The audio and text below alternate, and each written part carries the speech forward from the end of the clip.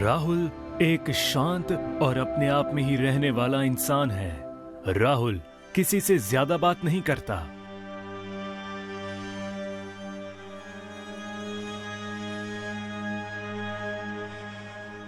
Office में काम करने वाली बहुत सारी लड़कियां राहुल पर फिदा है, क्योंकि राहुल दिखने में बड़ा ही हैंडसम है।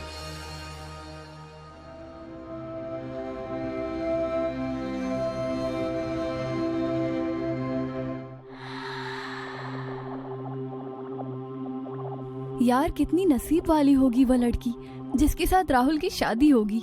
लेकिन ये तो घास भी नहीं डालता हमें। कहीं ये गे वगैरह तो नहीं है?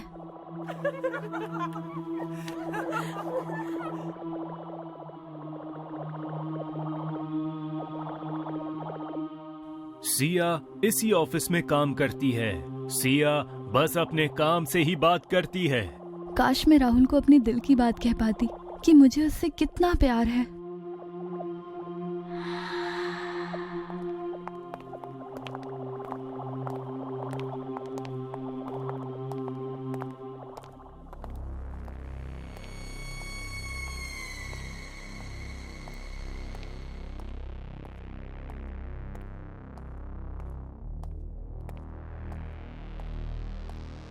देखती हूँ बच्चू, कब तक मुझे ये इग्नोर करते रहोगे। बस अब इसी संडे राहुल के घर जाऊंगी और उससे अपने दिल की बात कह दूंगी।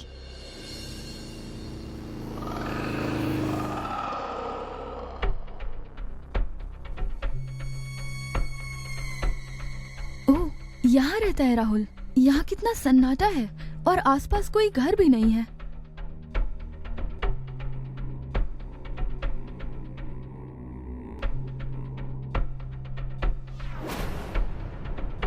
अरे, मेन डोर पर ताला। लेकिन मुझे पूरा यकीन है कि राहुल अंदर ही होगा। किसी से मिलता तो नहीं है और ना ही कोई उसके दोस्त है।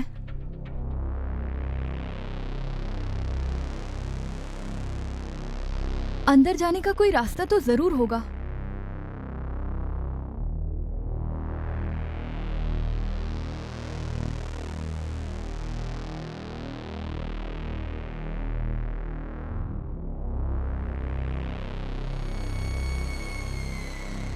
ये रहा रास्ता।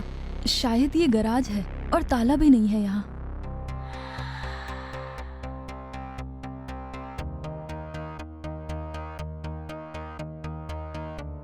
जब सिया को यकीन होता है कि कोई उसे देख नहीं रहा, तब वो गैराज का शटर खोलकर अंदर जाती है। उसे गैराज के अंदर एक कार दिखाई देती है। इसका मतलब राहुल घर में ही है। वहाँ पीले रंग का एक बल्ब जल रहा है। जरूर यहाँ से कोई रास्ता घर के अंदर जाता होगा।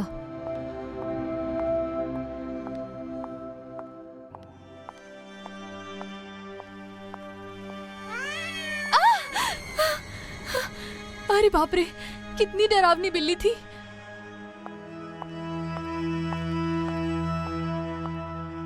अरे ये दरवाजा तो बिल्कुल खुला हुआ है।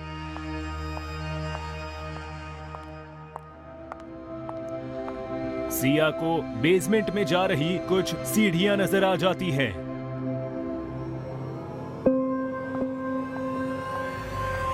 कोई है? राहुल, कहाँ हो तुम?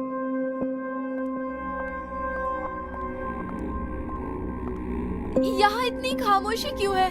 सिया को वहाँ एक बड़ा ही खतरनाक मंजर दिखाई देता है। बड़ी ही तेज लाइट्स में 3 लड़कियाँ दिखती है जिनके हाथ बंधे हुए हैं और तीनों को भी मरकर शायद बहुत वक्त हुआ है। उनकी लाशें अब सड़ चुकी हैं।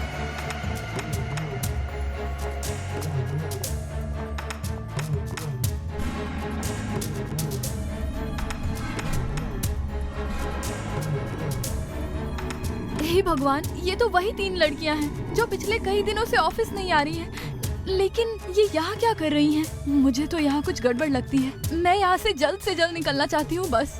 तभी सिया को किसी कमरे से कुछ अजीब सी आवाजें आती है, मानो कोई दर्द में कराह रहा हो। ये कैसी आवाजें हैं?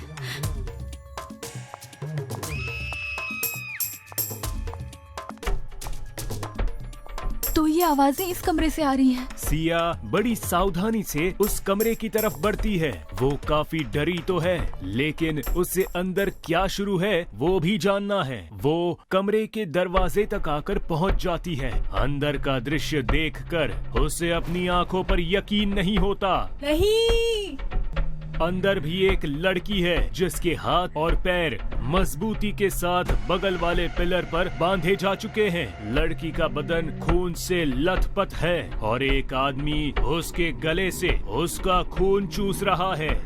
कौन हो तुम? राहुल, तुम? वो शैतान राहुल ही है। उसके दांत अब नुकीले और उसकी आंखों में एक अजब सी चमक है। हाँ, मैं। तुमने अपने जिंदगी की सबसे बड़ी गलती कर दी जो तुम यहाँ आ गई। राहुल, तो ये है तुम्हारी असलियत। मैं बाहर जाकर तुम्हारा असली रूप सबको बता दूंगी। राहुल असल में खून पीने वाला एक पिशाच है जिसे जिंदा रहने के लिए हर रोज इंसानी खून पीना जरूरी है।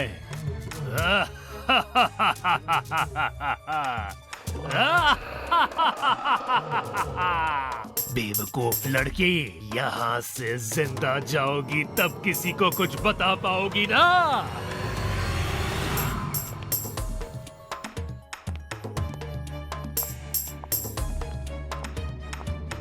नहीं राहुल, मैं किसी से कुछ नहीं कहूंगी। प्लीज मुझे यहाँ से जाने दो, प्लीज। अगले दिन जब राहुल ऑफिस पहुंचता है तो लोग ऑफिस में रोजी की बातें कर रहे थे। कल से रोजी फोन नहीं उठा रही है। मुझे तो उसकी मम्मी डैडी का भी फोन आया था यार। कहाँ होगी रोजी? कहीं उसके साथ कुछ बुरा ना हो गया हो। अगले कुछ दिनों तक ऑफिस में रोजी की बातें हो रही थी।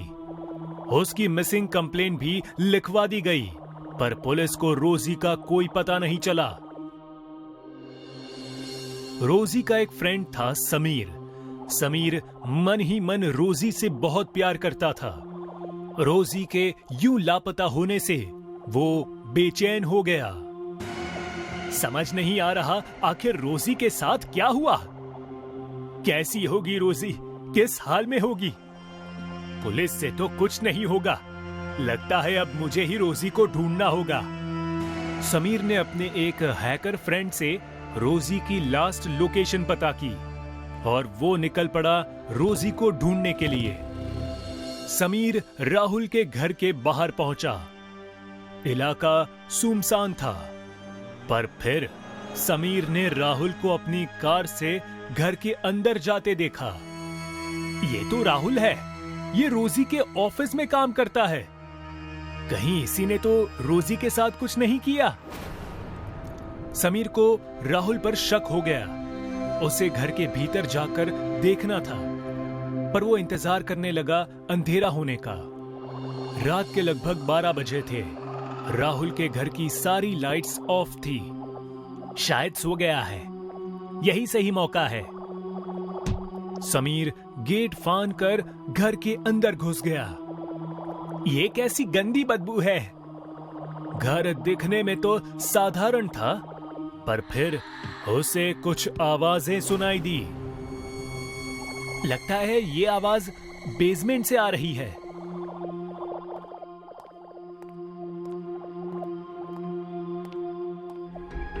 बेसमेंट में अंधेरा ही अंधेरा था, पर अब वो बदबू बढ़ गई थी।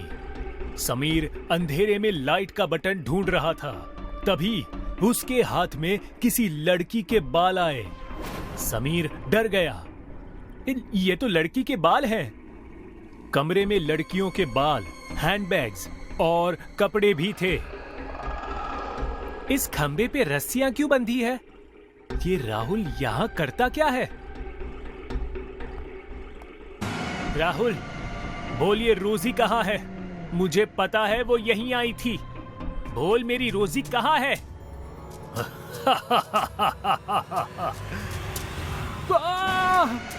राहुल, प्लीज बता दे मेरी रोजी कहाँ है। बताने से अच्छा तुझे भी उसी के पास भेज देता हूँ।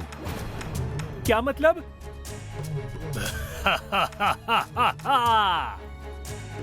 राहुल ने समीर का पैर दबोच लिया।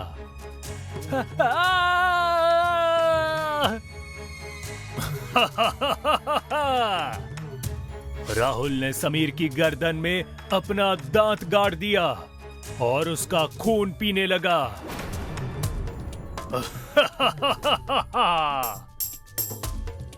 समीर भी लापता हो गया और राहुल पहले की तरह ऑफिस जाने लगा।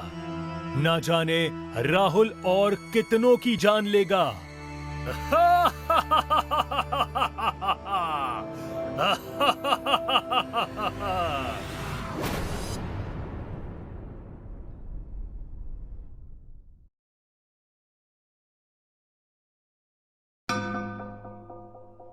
कभी कभी जिंदगी में हम कुछ ऐसी बातें मान लेते हैं जिसे लोग आगे चलकर कहते हैं कि उनकी मौत आई थी, इसीलिए यह सब हुआ।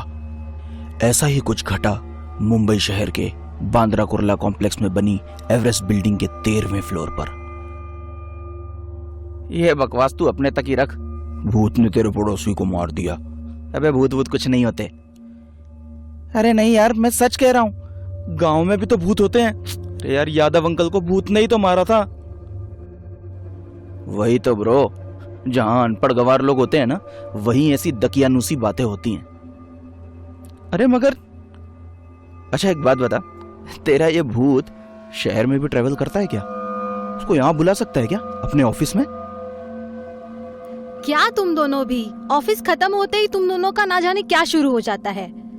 ओके गाइस, बहुत हुआ ये सब, अब चलो। अनिल सर, आप सच में भूतों को नहीं मानते? अबे तुझे क्या हो गया अब?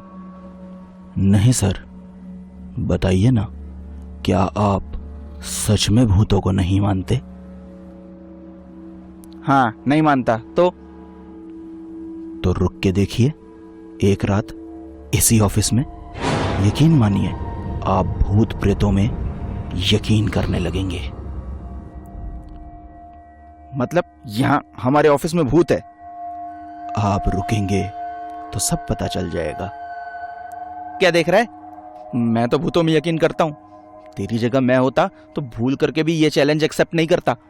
अब तू सोच तुझे क्या करना है।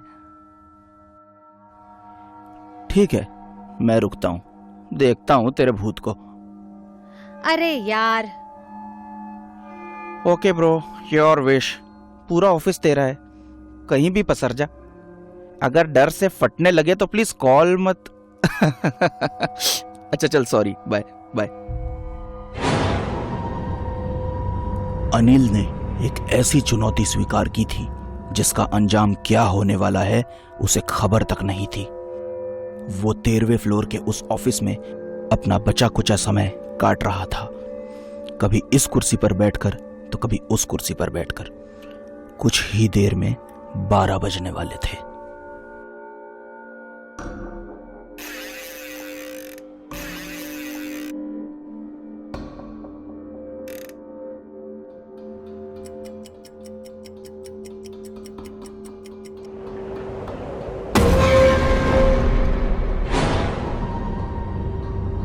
ये विजय तो विजय, साला चपरासी भी कमीना है। बेकार में ही ये चैलेंज लिया। इतने बड़े ऑफिस में तो कोई भी रात में अकेला होगा तो डर जाएगा। प्यास लगने लगी यार।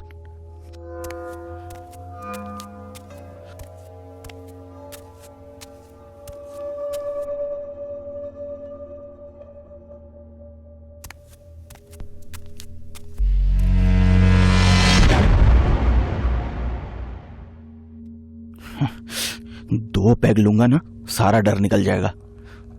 पता नहीं क्या हो रहा है यार।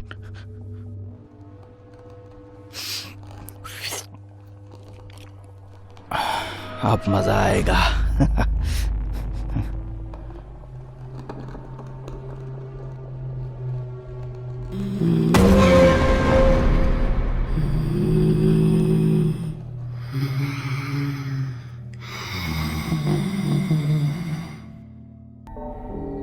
हे भगवान, ये क्या हो रहा है? भूत जी, अगर आप सच में हैं तो आई एम सॉरी, मुझे माफ कर दो। अनिल माफी तो मांग रहा था, लेकिन उसे क्या पता था जिंदगी और मौत का खेल तो शुरू हो चुका है। और उस खेल में सिर्फ एक वही नहीं था, और भी 3 जिंदगियां शामिल होने जा रही थी।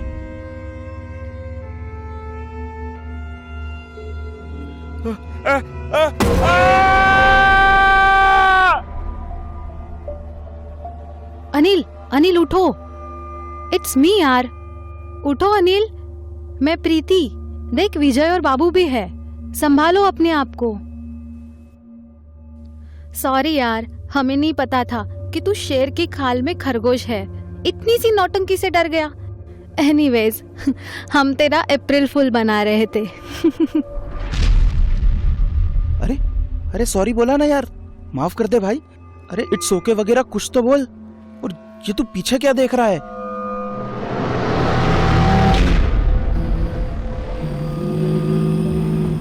बाबू, ये एक्स्ट्रा नौटंकी ना तू लाया है। नहीं मैडम, मैं नहीं लाया इसे। कौन हो तुम? मैं भूत हूँ।